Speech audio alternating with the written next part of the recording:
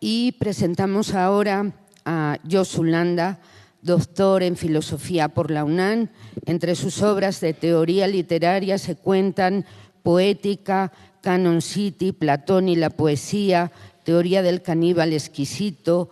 El volumen Estros ofrece una muestra representativa de su poesía. Sus más recientes poemarios son Extinciones y Mundo Neverí. Poemas suyos integran las antologías Prístina y Última Piedra, Pulir Huesos y 359 Delicados con filtro.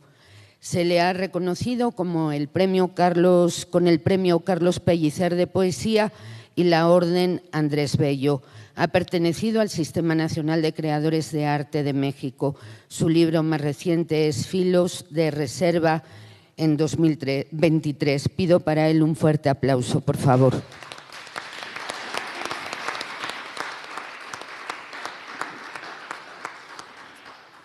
Buenas tardes.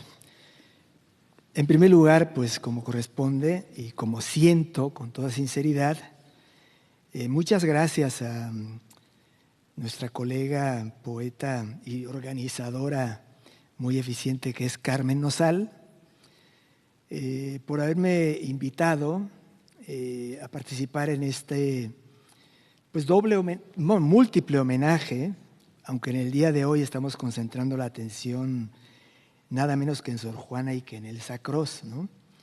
Pero también están Gloria Gervitz, están nuestros queridos, muy queridos amigos, Tony del Toro, David Huerta, ¿quién me falta? ¿Cómo? Eduardo Lizalde, por supuesto, ¿no? Maestros, amigos, en fin, presencias constantes en nuestra vida, pues poética y hasta cotidiana muchas veces, ¿no? Muchas gracias, Carmen, por esto. Y con ello, por supuesto, estoy también agradeciendo a Conesh Arte y Cultura o Conesh Soluciones, a Marta Santamaría, por supuesto, también. Me admira mucho que en esta época que ellos mismos llamaron oscura, y coincido no solamente por ese periodo al que se refirió, sino por muchas otras cosas, una época oscura, parte de la iniciativa privada esté apostando aquí en México por la poesía. Es una cosa verdaderamente mirífica, ¿no? Digna de maravillamiento, ¿no? Y de aplauso, ¿no? Pero por supuesto, no puedo ocultar la enorme satisfacción y el gran sentimiento de gratitud que tengo por volver a esta enorme casa, ¿no? Que es el claustro de Sor Juana, la hospitalidad de siempre, ¿no? De Carmen Beatriz López Portillo, que efectivamente tenemos un vínculo de amistad y de conexión intelectual y personal desde hace mucho tiempo. Y también me admira mucho que en esta época haya rectoras que también del sector educativo y privado que son filósofas, ¿no? Cosa que ni en otros lugares estamos viendo que sucede y se nota. Simplemente con escuchar su alocución de hoy, nos dimos cuenta perfectamente de cómo Carmen Beatriz persiste, se mantiene en la línea cuyas filiaciones hoy mismo quedaron muy claras y realmente respeto y admiro, ¿no? Muchísimas gracias, Carmen Beatriz, muchas gracias al claustro, muchas gracias a tantas personas que han tenido que ver con este magnífico esfuerzo que consiste en honrar. Y ya sabemos que honrar honra. Y en el caso de hoy, pues muy especialmente honra en el caso de Elsa Cross, que bueno, sobre ella pues voy a pasar a hablar en un momento, ¿no? Bueno, también por supuesto agradezco a los colegas y a las colegas que están aquí. No voy a citar nombres, a quienes respeto, admiro y quiero, y a la gente que no conozco. Lamentablemente no está tan bien nuestra querida colega y amiga Verónica Volkov, pero estuvo muy bien representada y leída el día de hoy, ¿no? Bien, voy a pasar como parte del homenaje a Elsa Cross, tiene que ver con toda la labor de composición poética y aparte de eso, pues también de pensamiento y de ensayo y de y de prosa que ha hecho Elsa Cross, voy a concentrar la atención en un libro que en sí mismo es un encuentro, así lo vi desde el primer momento, con Sor Juana, ¿no? Que es el libro de Elsa Cross titulado Insomnio. Salió en 2016, un año después aproximadamente. Tuve el honor, ¿no?, de presentarlo, incluso en más de una ocasión, me acuerdo muy bien, fue una fiesta. Y vuelvo a leer el texto, y no porque sea por mí, sino más bien por ti, querida Elsa, ¿no? Veo que tiene una vigencia total, ¿no? Por supuesto es un texto actualizado. Dije cosas en ese momento que después se han ampliado y han cambiado ligeramente, pero me parece a mí que es muy pertinente regresar a ese punto de encuentro, esa conexión entre el mundo del sueño y del dormir y todo lo que significa en Sor Juana, especialmente en su gran poema Primero Sueño, y el libro el poemario, pues, de Elsa Cross, Insomnio, que justo en el momento en que tuve el honor de comentarlo, titulé precisamente Primero Insomnio, ¿no? Por algo será, ¿no? Desde que el Fondo de Cultura Económica cometió la temeridad de publicar en 2012 su poesía completa, Elsa Cross ya ha dado a luz por lo menos 5 nuevos poemarios. Atrapasueños en 2014, Insomnio en el 16, Nepantla en 2019, otra conexión importante con Sor Juana, por supuesto, Libro de Horas en el 2020 y este mismo año, muy recientemente, el libro Isla Negra. No puede haber mejor prueba de que la voluntad de expresión poética de Elsa Cross ostende una firme vitalidad y de que sus 77 años de presencia en este mundo, en lugar de mellarla o menguarla en algo, operan como motor de su constante renuevo. Insomnio es la relación obsesiva y abismada de lo sucedido durante cierta noche, en la que acontece ese modo agónico de la vigilia que es la imposibilidad de dormir.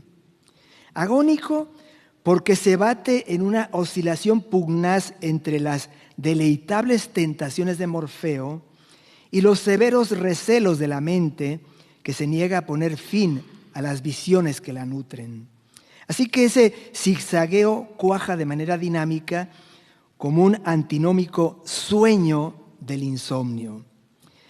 Esa oscilación polar de la que dan cuenta sus versos inscribe a Insomnio en el ilimitado reino de la representación visual. El insomnio del que se habla en este libro no es un trastorno neuronal o psicofisiológico que impone una vigilia forzada y torturante a quien lo padece. No se trata de algo como lo que sufrió el admirable poeta venezolano José Antonio Ramos Sucre, quien abandonó este mundo tras una terrible eternidad en la que no podía pegar ojo. El insomnio que se refiere Elsa Cross en su obra es la persistencia en el estado de despierto, característico de las almas fuertes, bien constituidas y creativas. La mente permanece en vela, atenta al flujo incesante de las imágenes de toda índole que brotan del despliegue sin fin de lo real. Claro está, no es lo mismo mantener en movimiento el sistema de la experiencia durante la noche que a lo largo del día. Tras la implantación de las tinieblas, el mundo adquiere otro talante y da ocasión al advenimiento de otras potencias que precisamente posibilitan y efectúan el vaivén agónico de la conciencia que ya se ha referido. Así, el genuino estado de despierto es el que, según Heráclito, caracteriza al filósofo, dispuesto por ello a escuchar en todo momento el logos siempre viviente. Pero también es propio del ámbito a que remite por caso el arte de la memoria, inaugurado por el poeta Simónides de Ceos, y por lo menos en Occidente, ¿no? y sobre todo del cósmico teatro de la nocturnidad piramidal y funesta que Sor Juana Inés de la Cruz dibuja en Primero Sueño. Con todo y el aire de familia que los hermana, son evidentes las diferencias entre el sueño de la monja Jerónima y la estremecedora gesta del espíritu que registra Insomnio. Baste con destacar algunas de las principales. La extensa silva de Sor Juana termina en la constatación del intento fallido del alma humana de penetrar en los grandes enigmas del mundo, tema que ya abordó Verónica en su texto, ¿no? Reservados ciertamente a la divinidad, cuando puede decirse que el poema de no menos aliento de Elsa Cross desemboca en la victoria de una mente que logra reflotar tras haberse sumergido en aguas profundas y agitadas, así como sobrecargadas de amenazas. Asimismo, el alma del papelillo de Sor Juana, así la caracterizó ella misma, se libera de las determinaciones del cuerpo por obra del dormir y de esa manera puede recorrer los diversos órdenes del ser, mientras que los libérrimos versos de Elsa Cross registran lo que la mente, con su propia capacidad de videncia, de representación sin mediaciones, contempla en su entorno. De igual modo, se puede aducir que en el caso de Primero Sueño, la psique, fuera ya de su prisión somática, afronta un escenario objetivo, límpido y bien estructurado, pero en lo que respecta a Insomnio, la conciencia misma, o el yo o la subjetividad, o como se prefiera llamarla, se ve forzada a vérselas con sus propios demonios, fantasmas, sombras y quimeras. Cabe destacar, no obstante esas distinciones entre una obra y otra, una comunidad de intención y una conciencia en el establecimiento de sendos planos de relación entre algo que ve y algo que es visto, inmersos en la singular atmósfera de la noche. En Insomnio, la mente se descubre, se diría que con algo de pasmo e inquietud, en medio de un escenario que también brota de sí, aunque puede adquirir la distancia de una pantalla, un horizonte de la visión que ciertamente no repara en la problemática distinción dentro-fuera y que en el último tramo del libro es nombrado como, cito, pantalla de la mente. Sobre esa plataforma, el libro de Elsa Cross registra 13 momentos que en conjunto dan cuerpo a una gran obra. Un memorable poema de poemas cuyo incipit y final se antojan circunstanciales, coyunturales en lo formal, aunque ambos toman sustancia en contenidos firmes. La embocadura como fe y prueba del arranque de una historia del espíritu, no por registrado en un alma sola menos universal, y la desembocadura como alcance efectivo de una meta espiritual que, sin embargo, no se cierra a un nuevo comienzo. En el primero de dichos momentos, la mente demuestra conocer su jurisdicción en el plano general del ser y su penetración en el flujo de las imágenes y manifestaciones con que se muestra, confirma también, y también infirma, constantemente ese mismo ser, como dando paso a lo que siempre viene en la medida en que deviene.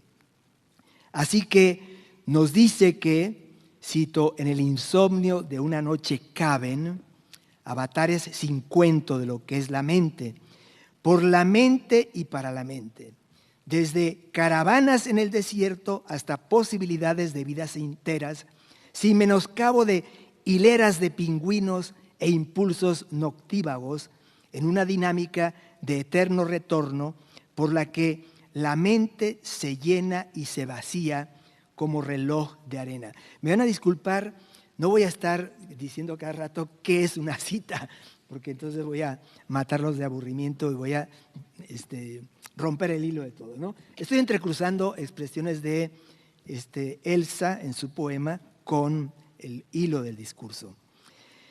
Ese tramo del poemario es como una pequeña fenomenología entendida al modo de constatación de la experiencia de la conciencia.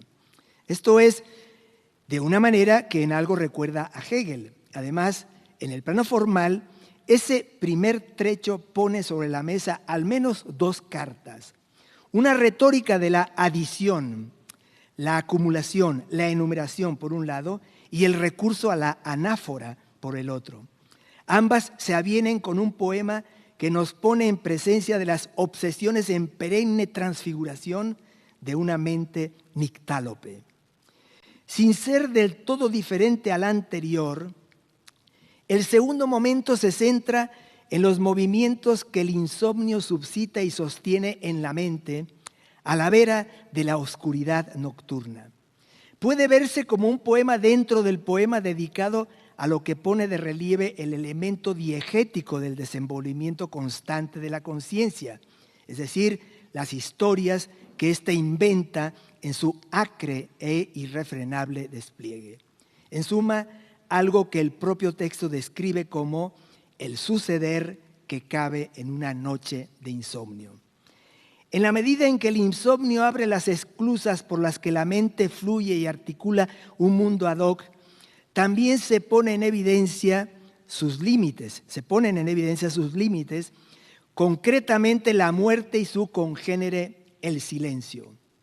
El tercer momento del poema de Elsa Cross se demora en la circunstancia en que, cito, la mente se tropieza con la muerte. Y se sostiene en un vaivén de ruidos de intensidad diversa, bien sea rasguños en un corcho y la marea de la respiración o algún estrépito en la calle, y de privación de todo sonido. Ahora bien, en este caso se diría que esa ausencia de vibraciones sonoras es una suerte de sucedáneo de la muerte, sobre la cual, por cierto, triunfa, pues, cito, el silencio abre y cierra sus ondas, se hunde más y más en sí mismo, allí donde la noche se ahueca como un vientre y te devora. El interés del cuarto tramo del poeta aquí comentado estribaría en el registro de los poderes del insomnio en quien lo vive y lo, vamos a decirlo así, lo muere, ¿no? Podría afirmarse que estamos en el momento en el que se da cuenta de que el insomnio asienta sus dominios.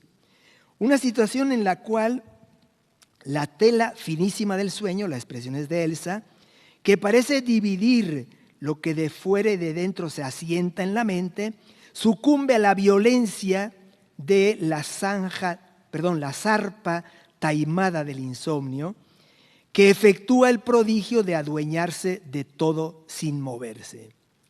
Hasta el quinto trecho del poema resulta casi imposible detectar alguna impronta de la archiconocida conexión espiritual y cultural de Elsa Cross con India.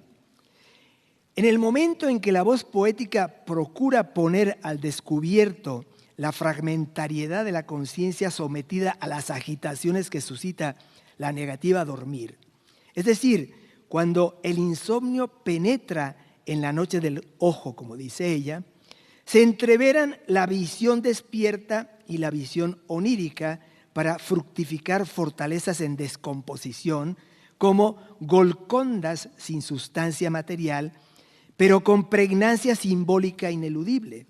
Así es como en el escenario de la conciencia insomne se atisba Golconda.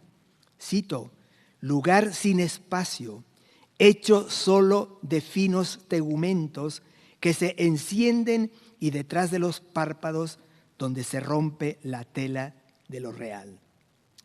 El sexto poema podría ser considerado como el más representativo de insomnio, al mismo tiempo que aquel donde con más vivacidad resuenan algunos ecos de la tradición mexicana de la composición poética extensa, aun cuando tiene como referente explícito una de las visiones dantescas del infierno, la perenne y lacerante agitación de los condenados por pecar en asuntos de amor.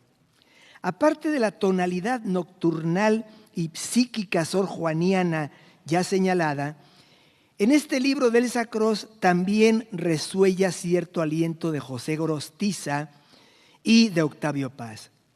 Este botón de muestra puede actuar como indicio de ese feliz engarce de voces. Cito: el insomnio y el sueño se abrazan como amantes furiosos, se muerden, deslizan garras de fiera por la espalda del otro, se besan tenebrosos, luchan a muerte, quieren devorarse, deslindarse de sí mismo, convertirse en el otro, se husmean, se estrujan, se maldicen, se aferran uno al otro, desconsolados, ciegos. Ahora, si se le reconoce una mayor representatividad a esta sección del poemario, es porque acaso logra con mayor efectividad una fuerza expresiva que pone de relieve el fondo pasional de la experiencia poetizada. Una oscuridad del alma como atmósfera propicia para las agitaciones de una funesta atmósfera de muerte, dice ella.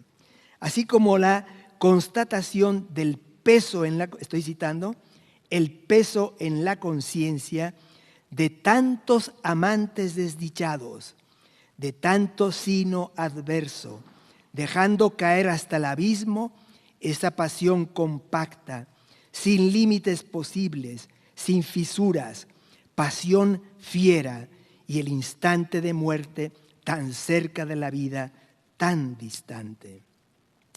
La séptima parte del libro se presenta como un registro de la inestabilidad y consecuente precariedad de la conciencia insomne, la mente abrumada por el insomnio errático, así la llama, por el insomnio cismático, también es término de ella, por la sucesión irrefrenable de imágenes, por la finitud o salto del tiempo en el vacío, la deriva del alma que lidia con su propia luz oscuridad al tiempo que es alcanzada por una exterioridad domeñada por una luna bruna, foco caliginoso de algo tan irreal como el sueño. En su sección octava, el poema se demora en los poderes inquietantes y muy versátiles de la noche, el gran momento negativo de cara a la luz, el sol, el día, la vigilia claridosa, la patria del silencio, sí, pero sin que llegue a darse nunca algo de gran relieve en la nocturnidad sorjuaniana, el conticinio. El lapso en la dialéctica, luz, oscuridad, silencio, sonido, movimiento, reposo, acaso también vida, muerte, que podría acercarse a algo como la negatividad absoluta, la presencia poco menos que sustancial, casi material, entre comillas, y cósmica del silencio. La noche en que se escenifica toda la deriva anímica dicha en insomnio, no conoce la calma, no alberga la paz. De ahí que en el curso de ese vaivén de la conciencia, cito de nuevo, la noche va vaciando sus contornos, acaeciendo en su trampa mortal, en su trono de nada, mientras la niebla encubre una condena del infierno, un asalto feroz, ingentes bestias, y entre la niebla y la visión se alza el cálculo de las tinieblas. El noveno tramo del poema se presenta como la relación de algunas de las facetas más nefastas del insomnio y sus argucias, entre comillas, en claves formales en general más audaces que en el resto del libro. Como podrá notarse, cada parte de este pone a la vista tonos y artificios poéticos diversos, lo que induce a conjeturar que fueron compuestas en circunstancias diferentes y periodos distantes. En este caso, la vigilia nocturna, tal vez ascética y por ello negadora del orden natural, se hace sentir en la integridad vulnerada de la mente como inclemencia y como horror. Fenómenos que emanan de la propia conciencia y la ocupan sin que pueda asegurarse una independencia genuina frente a una exterioridad objetiva signada a sí mismo por variados avatares del espanto. Aunque suene un tanto pedestre, cabe señalar que no es lo mismo permanecer en vela, en plan de autoexploración o autognosis, y así de autopurificación en Islandia que en un país como el nuestro. De ahí que el ojo interior, si cabe hablar así, clave su luz en la materia de la mente, apareciendo ahora demasiado cerca de la señora de la muerte, como la llama la poeta, al modo de, cito, madre de las miserias, de los humos callados, madre de los ahogados, de los ahorcados, de los desnucados, de los desventurados, de los ajusticiados, de los calcinados, de los golpeados a muerte, de los perseguidos, de los desaparecidos, de las violadas, de las mutiladas, de las asesinadas, de las deshijadas, de los secuestrados, de los torturados, de los decapitados, de los acuchillados, de los descuartizados, inocentes o no, culpables o no, hermosos o no. La 10ª parte parece privilegiar los efectos de la vigilia sostenida y aún eterna en la conciencia, en la medida en que sigue su curso el incesante vaivén de la representación. Cito, la mente se vuelve un insecto hipnotizado, se dice allí. También un insecto que zumba la mosca fija en el cerebro, así como que llega el momento en que siente la atracción punzante del abismo. Pero hacia el final del poema sucede que la mente vuelve a su cauce, como si empezara a dejar atrás un abigarrado universo de fauna, fenómenos y hasta divinidades en general pavorosos. Es posible que se trate de un punto de inflexión en el curso del poema, el comienzo del trecho final de un túnel negro donde se ha presenciado vuelos negros, bosques de tumbas, fosas a flor de piel, con su festín de moscas azulados, así como buitres ceremoniosos, además de otros animales de rapiña y carroña, e incluso alguna diosa entronizada en su montón de basura. Las expresiones fuera de lo común que están aquí son, obviamente, parte del poema.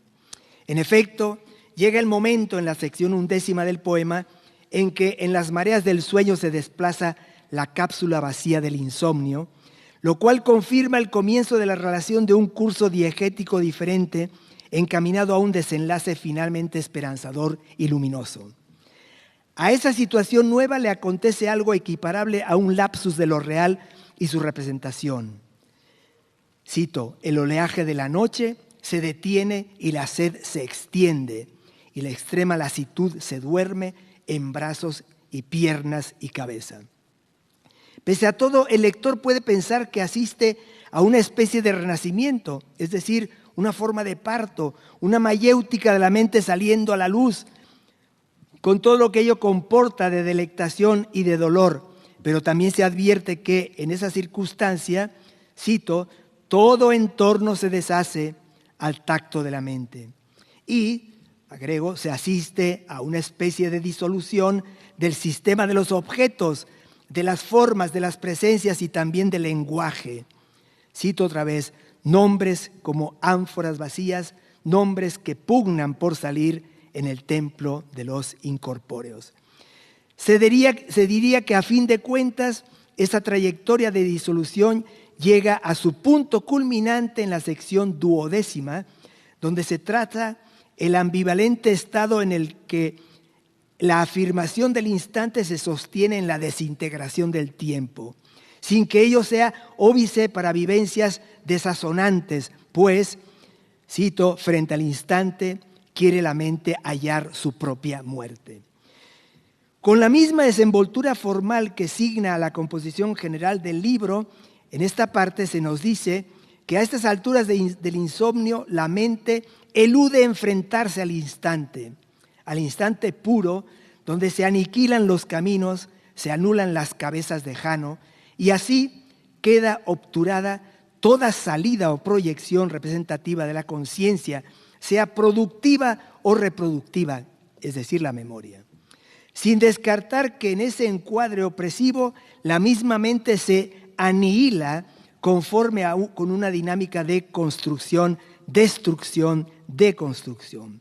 Pero nada de eso impide que en su autoimantación, en un giro en redondo, en su calidad de potencia omnisciente y omnipotente, el instante actualice una vez más lo que alberga de fecundo, con lo que enciende todo en torno y hace surgir pensamientos, sin que se ate a ninguno y a resultas de su propia dialéctica interna de manantial incesante.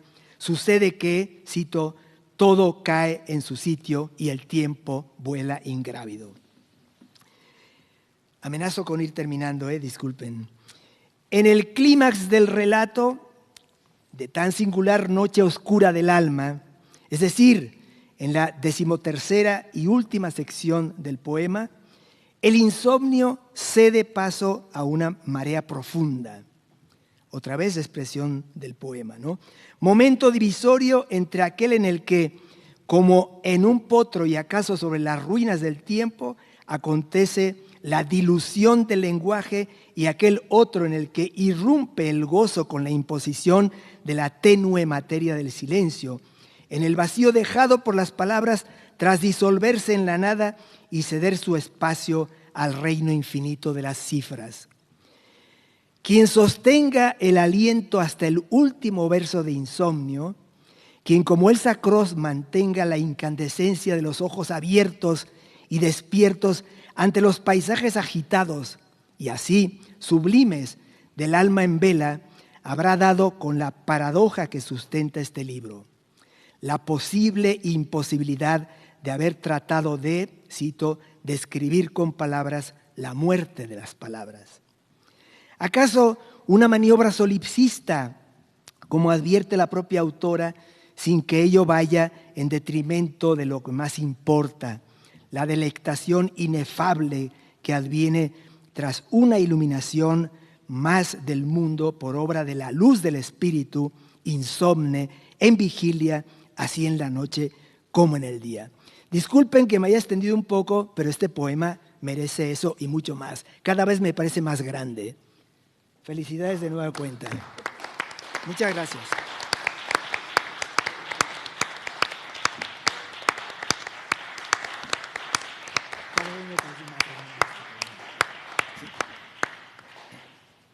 Muchísimas gracias, Yosulanda, por este texto.